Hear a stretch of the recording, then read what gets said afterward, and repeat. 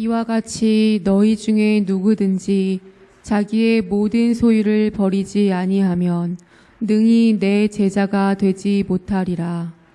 소금이 좋은 것이나 소금도 만일 그 맛을 잃으면 무엇으로 짜게 하리요.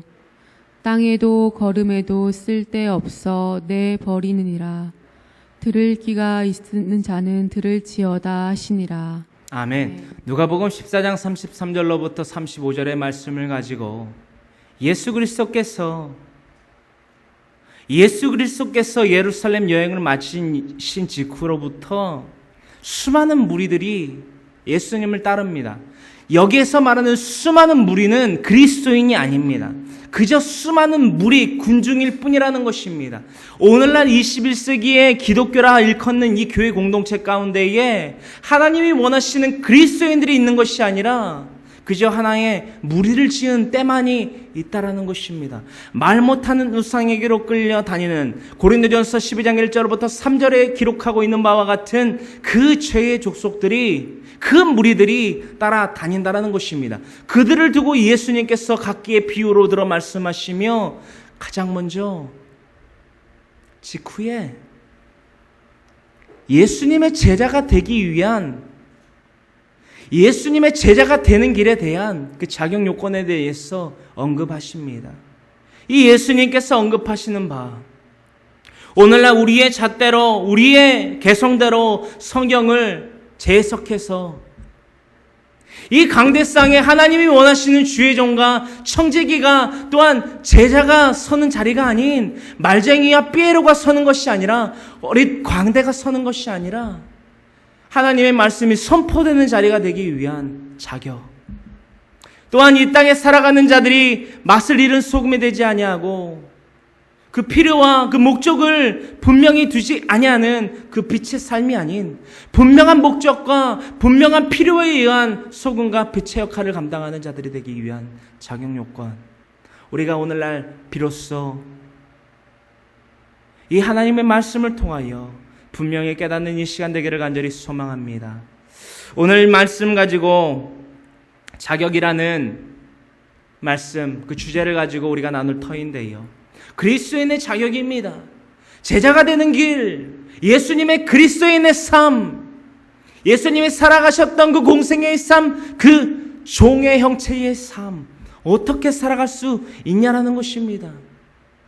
하루아침에 번갯불에 콩을 굽듯 짠 하고 나타나는 것이 아니라 분명한 자격 요건이 갖춰져 있어야 된다라고 합니다. 예수님께서 말씀하십니다. 자격, 자기를 부인하라 라는 것입니다. 자기를 부인하라. 누가복음 14장 33절로부터 35절 중 33절은 다음과 같이 기록하고 있습니다. 우리 다 같이 이 한 구절의 말씀을 다 같이 함께 합독하기를 원합니다. 이와 같이 너희 중에 누구든지 자기의 모든 소유를 버리지 아니하면 능히 내 제자가 되지 못하리라. 이와 같이 너희 중에 누구든지 자기의 모든 소유를 버리지 아니하면 능히 내 제자가 되지 못하리라. 수많은 무리들이 예수님을 따라다녔다는 것입니다. 우리가 지난주에 알아봤던 것과 같이 우리 중심에 어떤 칼이 있냐라는 것입니다. 그 베드로가 그 말고의 길을 내리친 이유가 무엇이었습니까? 그 중심이 무엇이간데 칼을 빼내어서 말고의 길을 내쳤냐는 것입니다. 예수님을 보호하려고요? 그렇습니다. 예수님을 왜 보호하려고 했습니까? 예수님, 내가 손에 쥐고 있는 도깨비 방망이인데 이 도깨비 방망이를 어떤 이들이, 대제사장과 그의 종들이 또한 그 민중들이 빼앗아 가려고 한다라는 것입니다. 나에게 있어서 철저한 도깨비 방망이인 예수님을 뺏어가는 것을 용납할 수 없다라는 것입니다.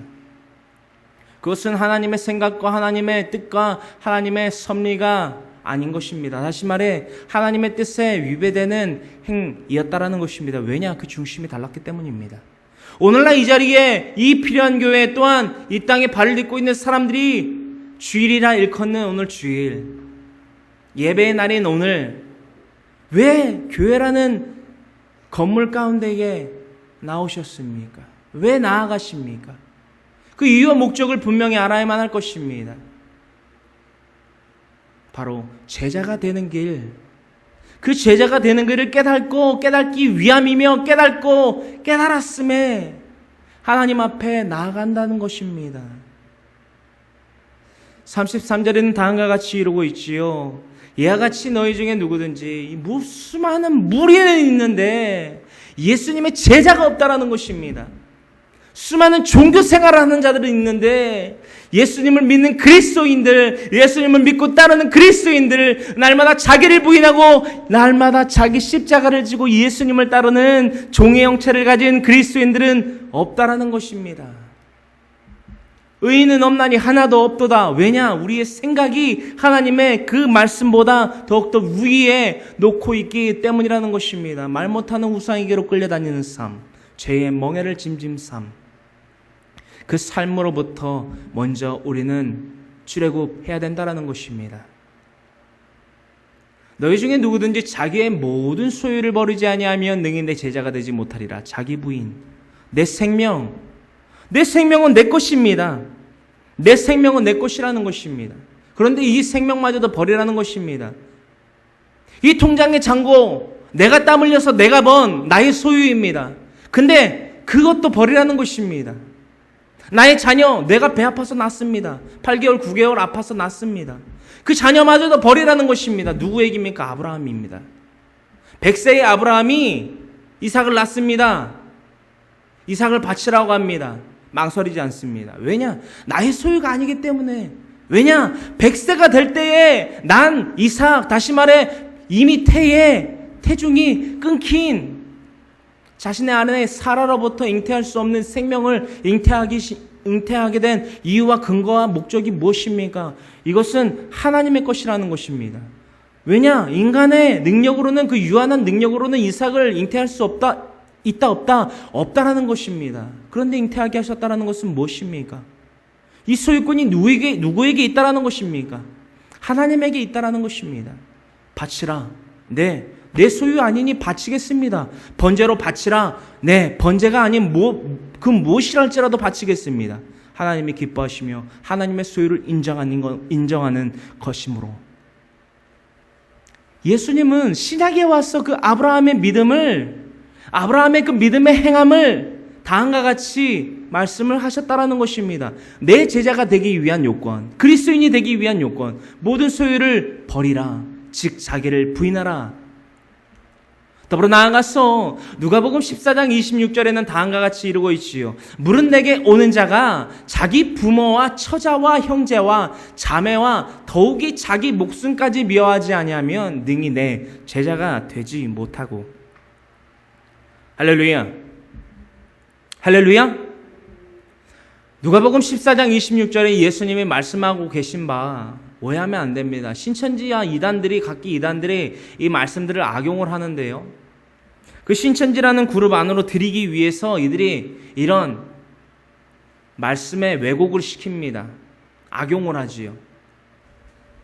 그렇게 신천지들이 악용하는 말씀을 분명히 우리는 이해하고 해석하고 분별하고 믿음으로 분명히 온전하게 누려야 된다라는 것입니다. 가져야만 한다라는 것입니다.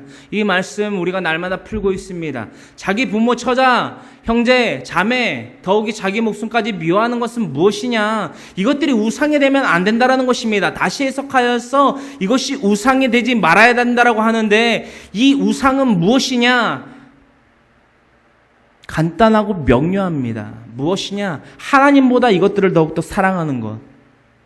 궁극적으로 그것이 내 목숨이라 할지라도 하나님보다 그 대상들을 더욱더 사랑하면 말 못하는 우상에게로 끌려다니는 노릇이라는 것입니다. 그것은 믿음의 삶이 아닙니다. 종교 생활을 하는 자들의 삶이지요. 세상의 애들과 별반 다를 것이 없습니다. 거룩이라는 건 말입니다. 구별을 뜻합니다.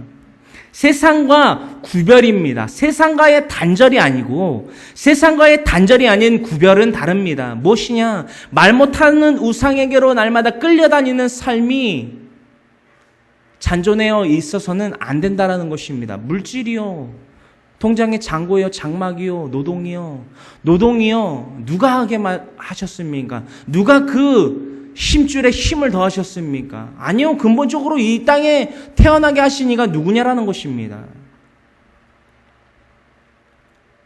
잠깐 짚고 넘어가자면 이 황모세는, 앞에 있는 황모세는 창조론을 믿고 의지하고 하나님을 알고 믿고 의지하고 예수님을 따라 살아가는 청지기입니다.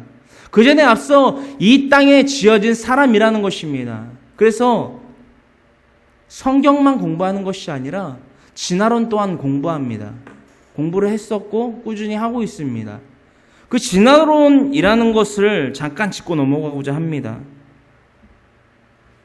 진화론의 그 성립의 대상 조건이 너무나 한정되어 있습니다. 그것은 다시 말해서 진화론의 학자들과 그것을 추종하는 추종자들의 그런 유한함을 동시에 뜻합니다. 어떤 말씀인지 아시겠습니까? 무한하고 강활하신 전지전능하신 하나님의 그 창조론 위에 그 진화론을 세울 수 있는 요건이 너무나 충족되지 못했다라는 것입니다. 뭐 팩트인 자료를 갖고 오지 못했던 것뿐만이 아니라 그 이론 자체가 성립되기에는 너무나 그 요소적으로 불완전한 것들이 너무나 많다라는 것입니다. 가장 첫 번째, 진화론을 언급하기 위해 있어서는 지구라는 행성 하나뿐만이 아니라 온 우주, 갤럭시를 그 대상으로 놓아야만 한다라는 것입니다. 우리가 언제 알아볼 수 있는 기회가, 나눠볼 기회가 있는지 모르겠지만 창세기서 1장 1절로부터 나타나고 있는 바 태초에 하나님이 천지를 창조하시나 그 태초에 하나님이 천지를 창조하시고 빛을 지으십니다. 첫째 날에 지으신 빛은 우리가 알고 있는 해의 빛이 아닙니다. 온 우주를 비출 수 있는 광활함을 비출 수 있는 광활한 그 모든 갤럭시, 즉 우주를 빛낼 수 있는 빛을 의미합니다. 이것이 창조론입니다. 진화론자들은 이 동영상을 보실지 모르겠지만 스스로 아실 겁니다. 진화론의 대상의 그 행성은 지구 하나일 뿐이라는 것. 그럼 제가 묻겠습니다. 모든 것이 다 진화합니다. 인간, 동식물 다 진화합니다. 그러면 제가 묻겠습니다. 번개는 왜 진화를 안 합니까? 해는 왜 진화를 안 합니까? 별은 왜 진화를 안 합니까? 달은 왜 진화를 안 합니까? 다 진화를 해야지요. 이것이 진화론의 부족함입니다. 유한함입니다. 인간의 능력은 인간은 스스로 지혜롭다 하나 하나님의 지혜 아래에 있다라는 것입니다. 이것을 진화론자들에게 언급하고자 합니다. 진화론, 하나님의 그 영원하신 능력과 신성은 태초로부터 드러납니다. 창세기서 1장만 읽어보시더라도 진화론자들은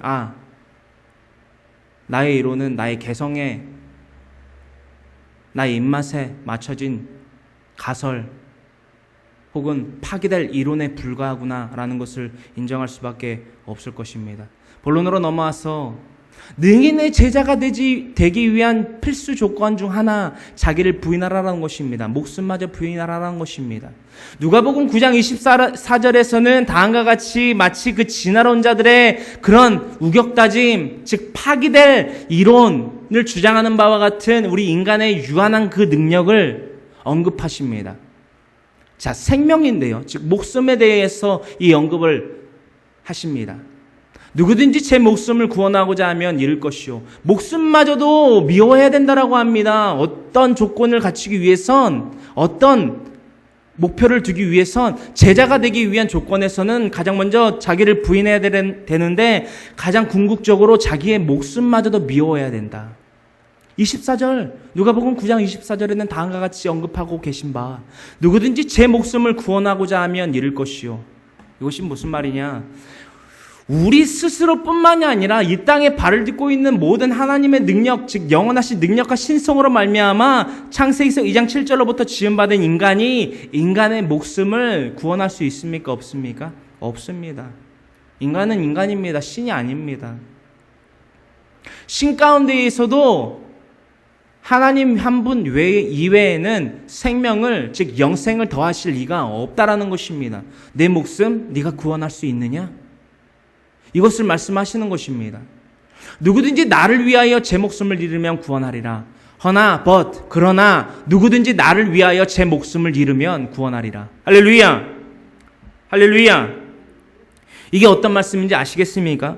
누가복음 14장 26절에 언급하고 있는 이 사실이 어떠한 것인지 의미를 분명히 이해하시겠냐라는 것입니다. 능히 내 제자가 되기 위한 첫 번째 조건, 자기를 부인한다. 즉 목숨까지 부인해야 된다라고 하는데, 이 목숨 왜 부인해야 되느냐? 우리가 스스로 살리지 못하기에, 이 땅에 어떤 귀인들도 우리의 목숨을 살릴 수 없기에, 즉 영생을 더할 수 없기 때문이라는 것입니다. 그러나 누구든지 나를 위하여 제 목숨을 잃으면 구원하리라.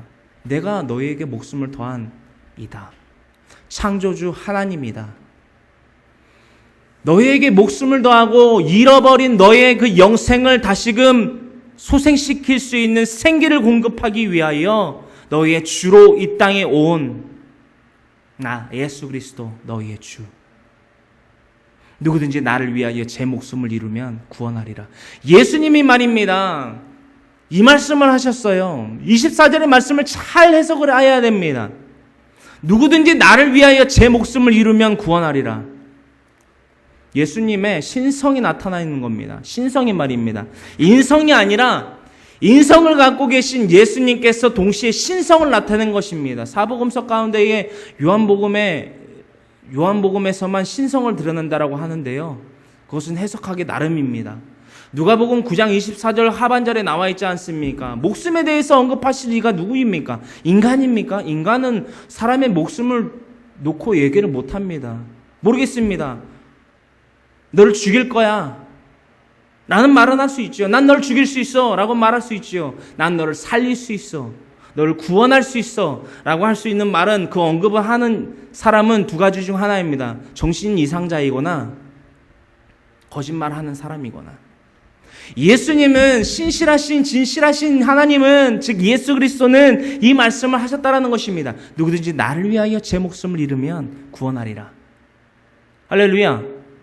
예수님께서 구원을 언급하십니다. 구원. 나를 위하여 제 목숨을 잃으면 구원하리라. 이것이 가장 첫 번째 예수님의 제자가 되기 위한 조건이라는 것입니다. 더불어 나아가서 그 자격에 대해서 십자가를 지라고 말씀하십니다. 누가복음 14장 33절, 35절 가운데 의해서 34절은 다음과 같이 예수님께서 언급하고 계십니다. 우리 다 같이 누가복음 14장 34절의 말씀을 함께 합독하기를 원합니다. 소금이 좋은 것이나 소금도 만일 그 맛을 잃으면 무엇으로 짜게 하리요. 아멘. 우리가 마태복음에서도 알아봤던 바와 같이 5장이지요. 누가복음 14장 34절에도 이것을 언급하고 계시는 바.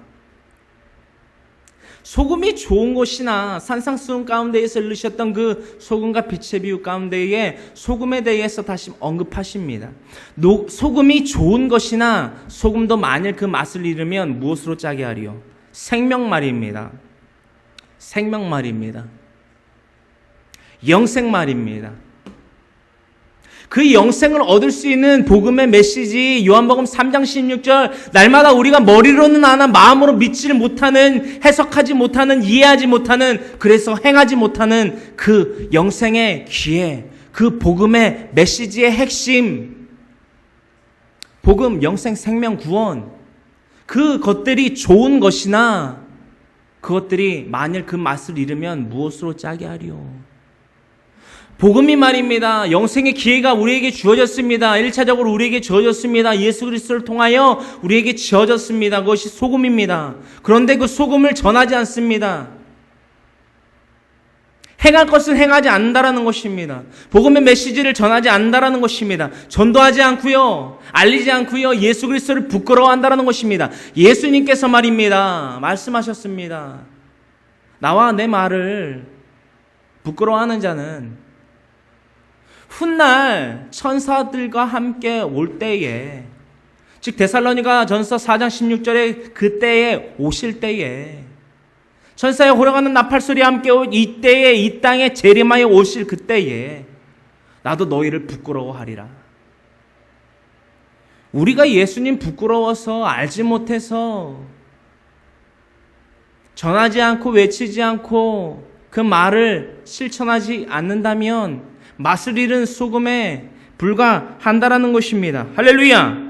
이것이 우리가 져야 되는 십자가입니다. 우리가 져야 하는 십자가가 뭐라고요? 영생의 기회, 그 생명, 사랑, 복음의 메시지, 구원에 대해서 예수님이 우리에게 전하셨던 마태복음 28장 18절로부터 20절 그 지상명령, 사도행전 1장 8절의 말씀과 같이 이 지상명령을 전해야 된다라는 것입니다.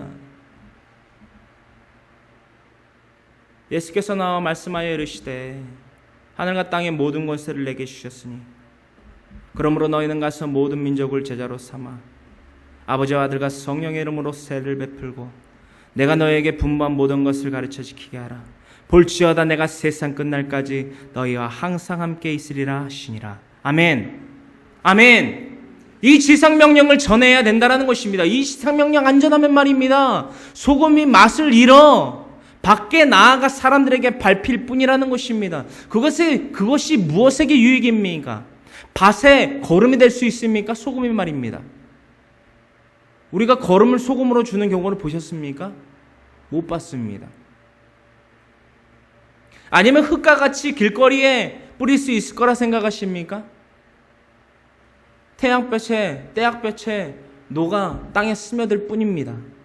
그 어떠한 것도 적재적소, 즉 복음의 메시지를 전하고 십자가를 지고 예수님을 따르는 제자의 삶, 즉 지상명령을 수행하며 이행하며 감당하는 자의, 즉 십자가를 지고 따라가는 짐진자의 삶이 아니라면 예수님도 훗날 여러분들을, 저를 부끄러워한다라는 것입니다. 할렐루야.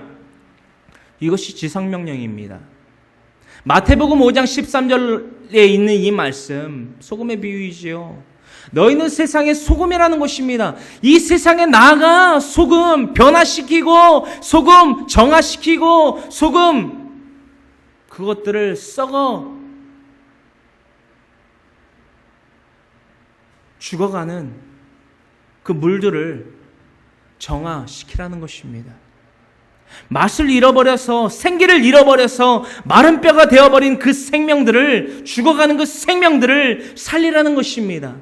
너희는 세상의 소금이니 소금이 만일 그 맛을 잃으면 무엇으로 짜게 하리요? 후에는 아무 쓸데가 없다라는 것입니다.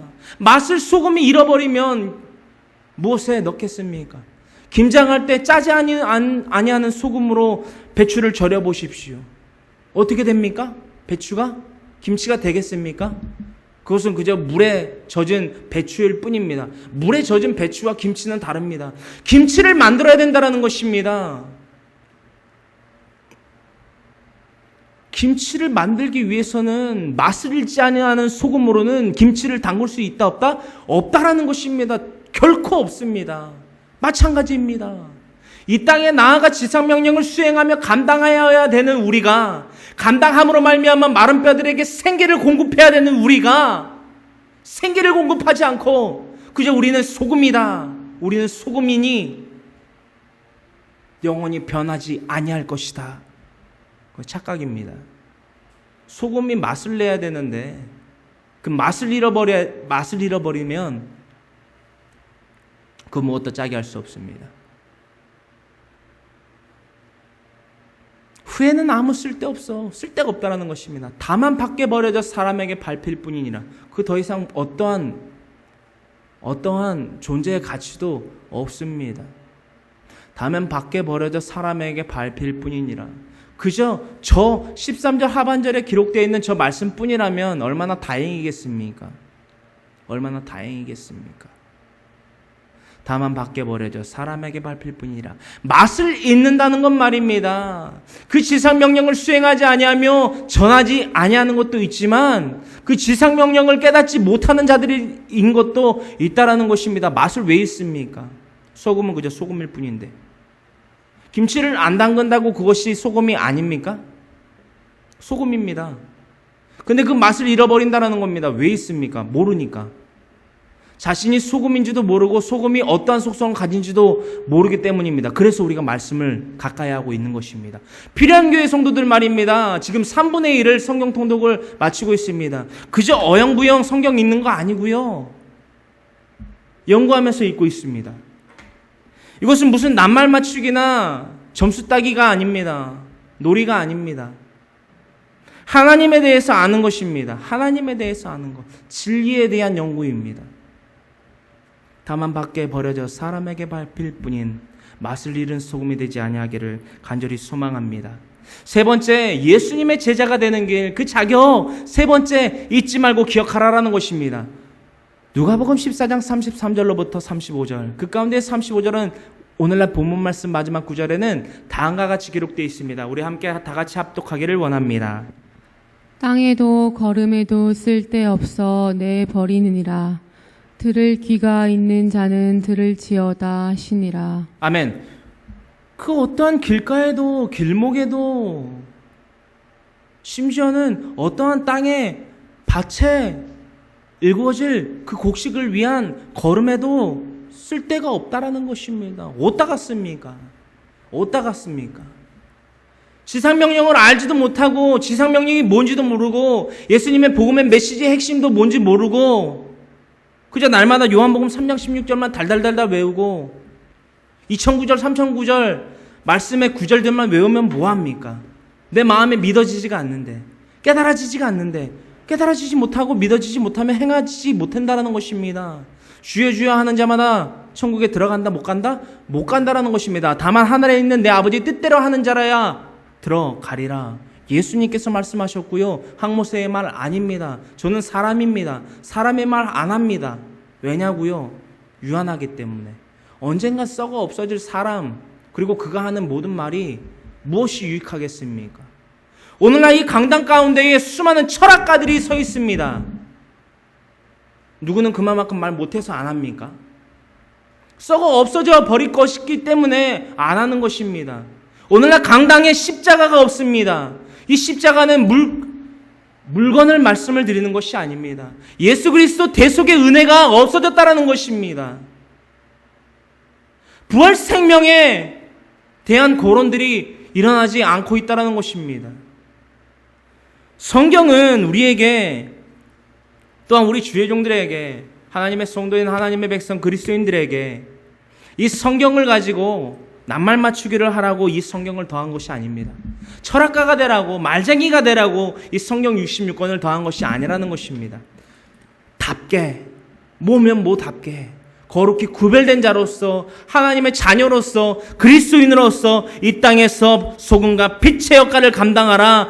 이 성경 66권을 더하셨다라는 것입니다. 그것이 첫 번째 예수님의 제자가 되는 길인데 첫 번째 자기를 날마다 부인하고 날마다 자기의 십자가를 지고 예수님을 따르는 것이 예수님의 제자가 되는 길이라는 것입니다. 철학가나 말쟁이나 피에로가 광대가 되는 것이 아니라 날마다 자기를 부인하고 자기 목숨마저도 미워하고 아끼지 않고 예수님을 위해서 살아갈 때에 구원을 받으며 날마다 자기 십자가, 즉 우리에게 주어진 그 소금에게 주어진 소금의 사명, 맛을 잊지 아니하고 맛을 잃어버린, 즉 생기를 잃어버린 이 땅의 마른 뼈들에게 그 생기를 공급하는 그들이 날마다 자기 십자가를 지고 예수님을 따르는 자들이라는 것입니다. 세 번째, 기억하라라는 것입니다. 뭐를 말입니까? 이것입니다. 목적을 잃어버리면 말입니다. 필요가 없으면 말입니다. 내어져 버린다라는 것입니다. 맛을 잃은 소금, 땅에도 걸음에도 쓸데없어 다만 내버리느니라. 들을 귀가 있는 자는 들을지어다 하시니라. 이 말씀을 맛을 잃은 소금은 밖에 나아가 사람들에게 밖에 버려져 사람들에게 밟힐 뿐이니라. 땅에도 걸음에도 쓸데없어 내버리느니라. 이 말씀이 단지 소금의 비유라 혹은 소금일 뿐이라 라고 생각하신다면 들을 귀가 없는 겁니다. 그 들을 귀를 갖추기 위해서 우리는 성경을 날마다 즉 하나님을 가까이 하고 있다라는 것입니다. 이것이 하나님의 뜻이고 가장 큰 비유로서 내려오신 예수님께서 우리에게 더하신 비유. 하늘의 것을 말하면 못 알아들으니까 비유로 들어서 그 말씀을 우리에게 더하셨는데 그래도 못 알아듣습니다.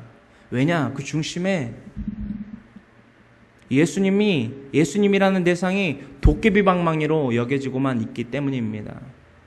베드로만 그럽니까? 오늘날 저와 여러분들은 다릅니까? 다르다라고 말을 하실 수 있냐라는 것입니다. 달라야만 한다라는 것입니다. 기억해야 된다라는 것입니다. 날마다 자기를 부인하고 자기 십자가를 지고 예수님을 따르는데 그 가운데 날마다 잊지 아니하고 우리가 잊지 아니하고 마음에 새겨야만 하는 그 기억해야만 되는 거, 바로 가장 큰 비유이신 예수님의 마음을 날마다 잊지 아니하고 우리의 마음으로 기억하고 우리의 마음으로 기억하고 우리의 마음으로 기억하고 우리의 마음으로 기억해야 된다라는 것입니다. 가장 큰 비유로서 이 땅에 내려오신 예수님의 마음 말입니다. 빌립보서 2장 5절로부터 11절의 말씀은 다음과 같이 기록되어 있지요. 이것이 바로 예수님의 형체이고 예수님의 속성이고 예수님의 마음입니다. 빌립보서 2장 5절로부터 11절의 말씀을 우리의 마음으로, 그저 입술로만이 아닌 우리의 마음으로 담아내기를, 믿어지기를 간절히 소망하며 이 말씀을 함께 큰 목소리로 합독하기를 원합니다. 너희 안에 이 마음을 품으라.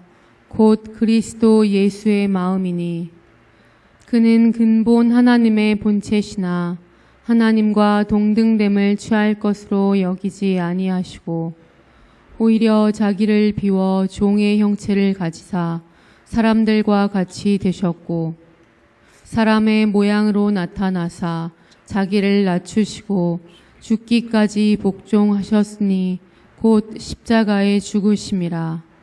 이러므로 하나님이 그를 지극히 높여 모든 이름 위에 뛰어난 이름을 주사 하늘에 있는 자들과 땅에 있는 자들과 땅 아래에 있는 자들로 모든 무릎을 예수의 이름에 꿇게 하시고 모든 입으로 예수 그리스도를 주라 시인하여 하나님 아버지께 영광을 돌리게 하셨느니라. 아멘. 빌립보서 2장 5절로부터 11절의 말씀. 예수님이 이 땅에 왜 오셨느냐고요? 이 빌립보서 2장 5절로부터 11절의 말씀 한 구절로 다 요약이 됩니다. 그리고 이 마음이 바로 우리의 마음이 되어야 된다는 거예요. 이 마음이 없으면 그리스도인이 아닙니다. 한 번 오는 구원 영원한 구원 아닙니다. 우리의 멋대로 우리의 잣대로 그렇게 해석해서는 안 된다는 것입니다. 한 번 얻은 구원, 영원한 구원, 그럼 구원파랑 우리가 뭐가 다르냐라는 것입니다. 날마다 제가 언급하지 않습니까? 말씀 그렇게 읽으면 안 됩니다. 말씀 그렇게 해석하면 안 돼요. 어떻게 말씀을 하나의 바위만 보고 그것을 산이라고 읽었습니까? 바위는 그저 바위일 뿐인데 바위가 이루어져서 산이 되는 겁니다.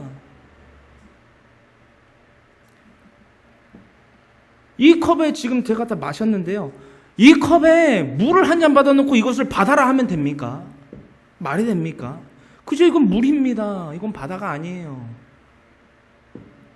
그저 물 가운데의 일부를 엿다가 담아놓고 이것이 물의 전체다라고 얘기하면 됩니까? 안 된다라는 것입니다. 구원, 한 번 얻은 구원, 영원한 구원 아닙니다. 가장 근본적으로 우리가 깨달아야만 할 것이 무엇입니까? 이 땅 가운데 그저 왔다 그저 가면 지옥으로밖에 못 간다라는 것입니다. 예수님 내려오신 이유가 뭐냐고요? 가장 큰 비유로서 이 땅 가운데에 우리에게 이 마음을 가지라. 이 마음이 너에게 있어야만 한다. 이것이 곧 그리스도인이며 예수님의 제자가 되는 길이라 사도들의 묵상을 우리가 분명히 깨닫기를 원합니다. 너희 안에 이 마음을 품으라. 곧 그리스도 예수의 마음이니. 이 마음이 없기 때문에 오늘날의 기독교가 된 겁니다. 이 마음이 우리 가운데 없으니까 우리가 종교 생활을 하는 자들이 된다라는 것입니다. 그리스도인이 아니라요, 죽어 없어질 종교 생활을 하는 자들이 된다라는 것입니다. 다시금 말합니다. 교회라는 것은, 오늘날의 교회는 우리를 뜻합니다. 우리가 하나님 앞에 바로 서지 못하면 그것은 교회가 아닙니다. 교회는 커다란 건물이나 필요한 교회가 아니에요. 그저 이것은 교회 공동체일 뿐입니다. 가장 첫째 되는 교회는 페트로 즉 반석은 바로 우리라는 것입니다. 착각하지 마세요. 교회 안 나와도 됩니다. 제가 매주마다 말씀드리는 것 같은데요, 교회 안 나와도 돼요. 하지만 이것을 우리가 분명히 깨달아야만 합니다. 십자가의 의미를 알아야 됩니다. 부활 생명의 의미를 알아야 됩니다. 십자가 내 속의 은혜 알아야만 합니다. 그 십자가 내 속의 은혜, 예수 그리스도를 통한 하나님의 사랑, 로마서 5장 8절, 우리가 아직 죄인되었을 때에 예수께서 십자가에 대하여 죽으심으로 말미암아 하나님께서 우리에 대한 자기의 사랑을 이미 우리의 사랑을 확증하셨느니라.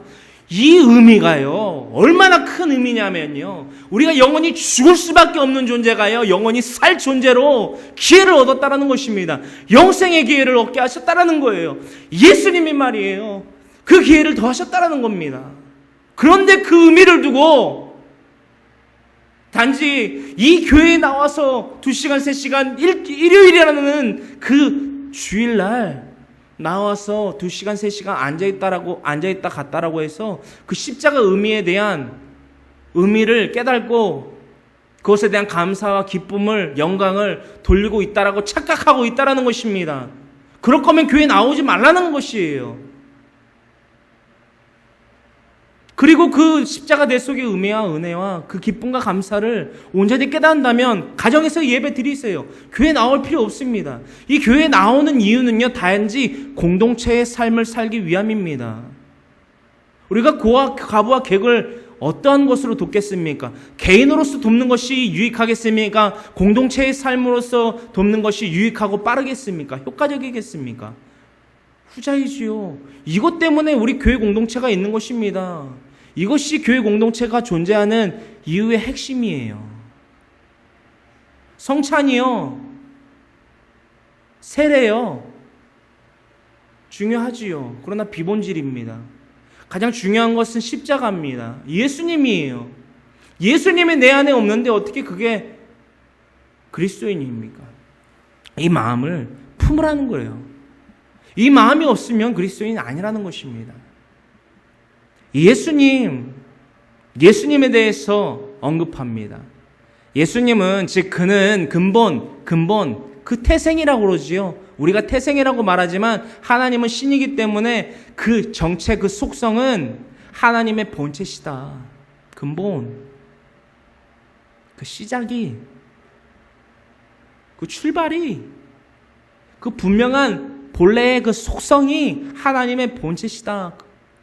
하나님과 동등됨을 취할 것으로 여기지 아니하시고, 하나님이요 자신의 능력, 영원하신 능력과 신성을 취할 것으로 여기지 아니하셨습니다. 왜냐하면요, 다음과 같은 것들을 이루시기 위함이에요.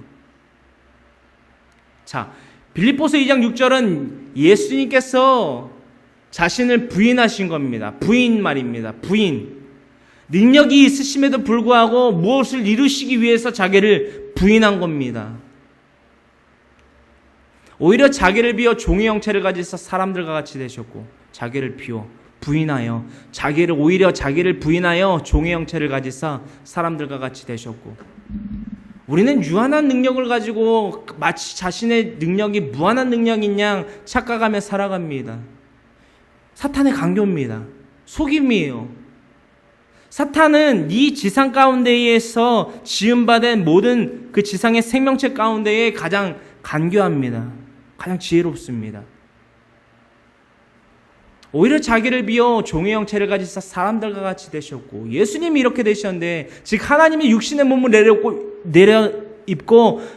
입고 내려오시는 과정을 지금 기록하고 있는 바와 같이, 예수님이, 즉 하나님이 이런 형체를 가지셨는데 한낱 우리 사람이 스스로 무한하다, 일컫는다고 하여 무한하여지고, 또한 일컫는 것이 무엇이 우리에게 유익입니까? 사람의 모양으로 나타나셨습니다. 왜냐? 자기를 낮추시고 죽기까지 복종하기 위함이셨으니, 그저 말뿐이 아니라 생각만이 아니라 창세기서 3장 15절 그 원시복음에서의 그저 말로만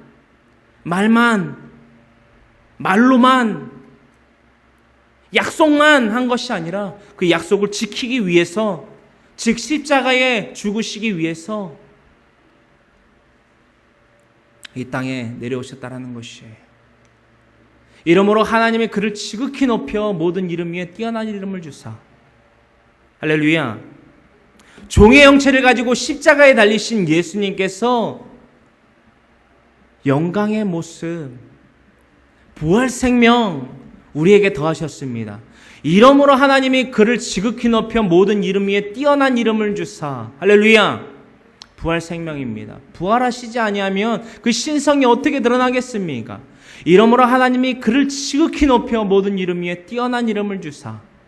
모든 이름, 이 땅 위에 모든 왕과 권세자와 권능자와 모든 지휘자와 이 땅에 발을 딛고 사는 어떤 생명이라 할지라도 예수 그리스도 한 분 그 이름 위에는 누구도 그 위에 설 수 없다라는 것입니다. 왜냐? 하나님이 그를 지극히 높여 예수 그리스도 십자가 대속의 은혜를 베푸신 예수 그리스도를 지극히 높여 모든 이름 위에 뛰어난 이름을 주사. 하늘에 있는 자들과 땅에 있는 자들과 땅 아래에 있는 자들로 모든 무릎을 예수의 이름에 꿇게 하시고.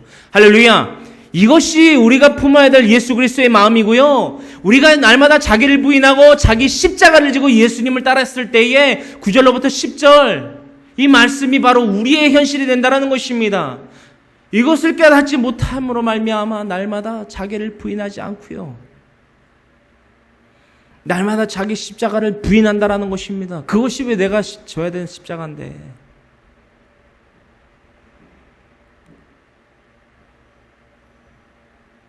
그것이 왜 내 십자가인데. 내가 왜 나를 부인해야 되는데. 예수님이 나에게 지정해 주셨는데 내 생각과 말과 행할 수 있는 능력을 주셨는데 그걸 내가 왜 부정해야 되는데. 그걸 왜 내가 버려야 되는데. 성경을 잘 읽으셔야 됩니다. 내 목숨마저도 아끼지 아니하고 미워하고 그것들을 즉 나의 목숨조차도 하나님보다 더욱더 사랑하는 것이 하나님에게 부끄러움을 당하며 하나님에게 사랑받지 못하며 예수님의 제자가 되지 못한다라는 것입니다. 여기서 말하는 예수님의 제자는 사도를 말하는 것이 아닙니다. 그리스도인을 말하는 것입니다. 그리스도인. 하늘에 있는 자들과 땅에 있는 자들과 땅 아래에 있는 자들로 모든 무릎을 예수의 이름에 꿇게 하시고 이것이 그리스도인인 우리가 받아야 될 하나님께 받아야 될 인침과 이 땅 가운데에서 겪게 될 영광의 모습이라는 것입니다. 모든 입으로 예수 그리스도를 주라 시인하여 하나님 아버지께 영광을 돌리게 하셨느니라. 이 11절의 말씀이 말입니다. 5절로부터 품는 그 예수 그리스도의 마음으로 말미암아 품게 되는 자기의 부인과 날마다 자기를 십자가를 지고 예수 그리스도를 따르는 것, 종의 형체를 갖는 것 말입니다.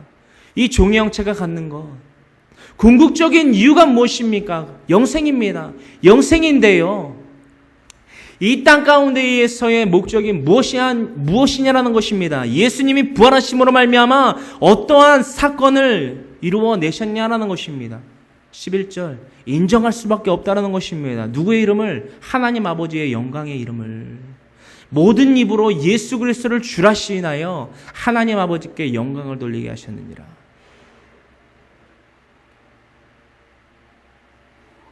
모든 이들의 입들이 예수를 주라 시인하게 됐다라는 것입니다. 그것은 다시 말해 무엇이냐? 하나님 아버지께 영광을 돌리는 것이지요. 왜냐? 그는 근본 누구라고요?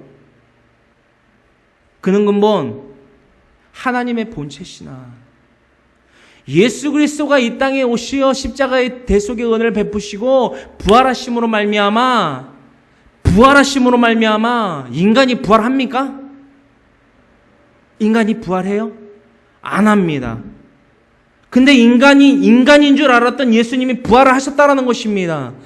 사람입니까? 신입니까? 신입니다. 모든 입들이 인정할 수밖에 없다라는 것입니다. 고백할 수밖에 없다라는 거예요. 왜냐? 기름 부은 자, 즉 그리스도가 주라, 주. 내게 생명을 주셨고 내게 생명, 즉 영생을 주실 내 생명의 주인이라 고백한다라는 거예요. 내 생명의 주라. 내 생명의 주라. 다 같이 고백합니다. 내 생명의 주라. 우리 더 크게 고백하기를 원합니다. 내 생명의 주라. 더 크게 내 생명의 주라. 아멘. 내 생명이 주라 고백할 수밖에 없다라는 거예요. 시인할 수밖에 없다라는 거예요. 이것이 무엇이다? 하나님 아버지께 영광을 돌리게 하는 것이다. 할렐루야. 우리 날마다 하나님 아버지께 영광을 돌리고 있습니까? 예수 그리스도가 이 마음을 품음으로 말미암아 날마다 자기를 부인하고 자기 십자가를 지고 나를 따르라. 이것을 사도들로부터 깨닫게 하셨고 이것을 전하게 하셨어요. 날마다 아버지께 영광을 돌리게 하는, 하나님 아버지께 영광을 돌리게 하는 내 생명의 주라 사람들이 고백할 수밖에 없는 그 맛을 잃지 아니하는 소금, 그 적재적소에 비춰지는 빛의 역할을 감당하고 있느냐라는 것입니다. 저와 여러분들이 말입니다. 내 마음을 비춰보세요. 이 말씀을 내 마음에 비춰보시라는 것입니다. 그 말씀의 그 등경을 내 마음에 들여보시라는 것입니다. 나는 과연 그렇게 살았는가? 나는 예수님의 제자가 될 수 있는 조건을 갖추고 있었냐라 말입니다.